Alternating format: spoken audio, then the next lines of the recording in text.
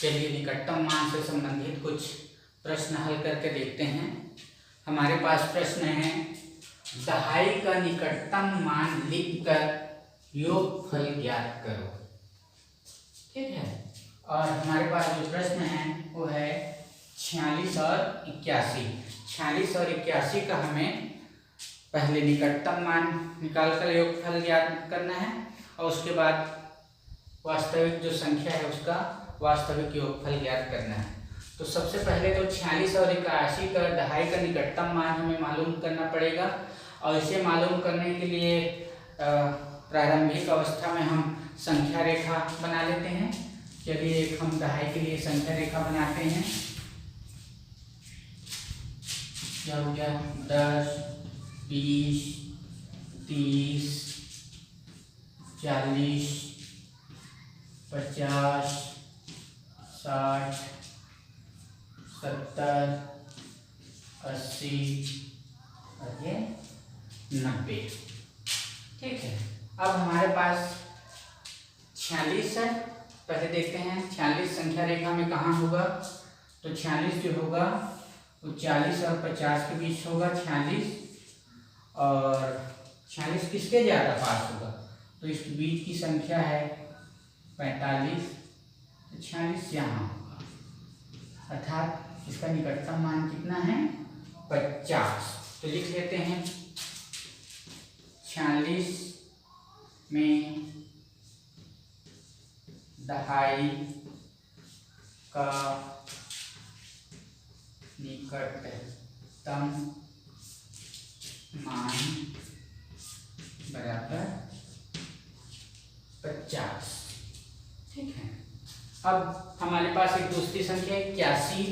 81 कहाँ पर होगा, तो 81 80 के पास ही होगा। 80 के बाद 81, तो ये 81 हो गया। तो 81 किसके ज़्यादा करीब है, 80 के ज़्यादा करीब है, अर्थात 81 में दहाई का निकटतम मान 81 में दहाई का निकटतम मान बराबर 80। तो हो गया 80। अब हमें इसे आंकलित योगफल और वास्तविक योगफल देखते हैं। तो हमारे पास आंकलित योग क्या होगा, आंकलित योग जो निकटतम मान है उसी का योग होगा। तो ये हो जाएगा 50 और धन 80। तो जोड़ लेते हैं 0 और 5 और 8 13। तो ये हो गया आंकलित योग 130। अब देखते हैं वास्तविक योग क्या होगा।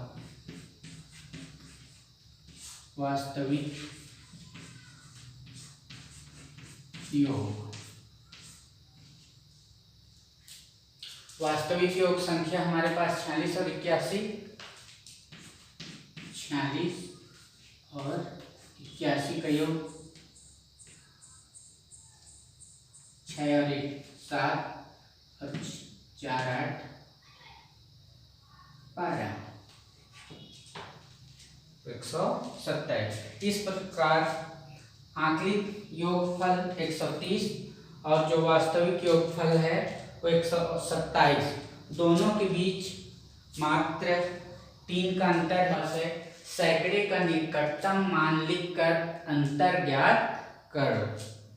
और जो प्रश्न है 356 में से 125 कम करना है, अंतर करना है। तो सबसे पहले तो हमें 356 और 125 के लिए एक संख्या रेखा बना लेते हैं सैकड़े का निकटन के लिए। ये हमारे पास संख्या रेखा है। 100, 200, 300, 400, 500, 600, 700,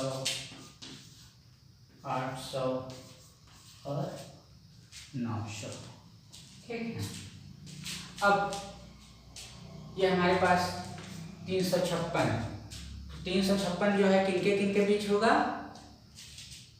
बिल्कुल सही है, 356 जो है 300 और 400 के बीच होगा। 356। अब 300 और 400 के बीच की संख्या कौन सी है? तो 300 और 400 के बीच की संख्या है 350। पिछली कक्षा में भी पढ़ा था। और जो 356, तो 356 यहीं आसपास होना चाहिए, यहाँ 356 होगा। तो 356 किसके ज्यादा निकट है? 300 के या 400 के? बिल्कुल सही, 400 की जगह 400 के ज्यादा निकट है। अर्थात 356 का सैकड़े का निकटतम जो मान होगा वह 400 लिख लेते हैं। 356 में सैकड़े का निकटतम मान बराबर 400। अब चलिए अगली संख्या लेते हैं 125।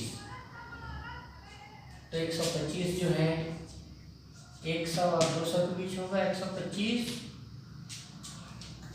इन दोनों के बीच की संख्या होगी 150। तो 125 कहाँ होगा? तो 125 यहाँ होगा। अर्थात 125 किसके ज्यादा पास है? 100 के ज्यादा पास है। अर्थात 125 में सैकड़े का निकटतम मान कितना होगा? 100 होगा। तो 125 में सैकड़े का निकटतम मान कितना हो जाएगा? 100। तो ये दोनों मिल गए। अब हमें इन दोनों के बीच पहले आकृत अंतर मालूम करना है और फिर वास्तविक अंतर। तो चलिए पहले आकृत अंतर कर लेते हैं। आकृत अंतर, दोनों निकटतम मानों को घटा लेते हैं। 400 ऋण 100 घटा लीजिए, 0 0 और 4 में से गया 3। ये हो गया आंकड़ित अंतर। अब दूसरी तरफ इन दो संख्याओं के वास्तविक अंतर को देखते हैं। वास्तविक अंतर, वास्तविक अंतर कितना होता है? 356 ऋण 125, 356 ऋण 125 कम कर देते हैं।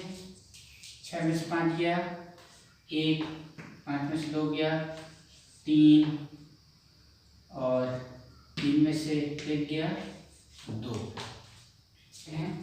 कि जो आखिरी अंतर है वह 300 और जो वास्तविक अंतर है वह है 231।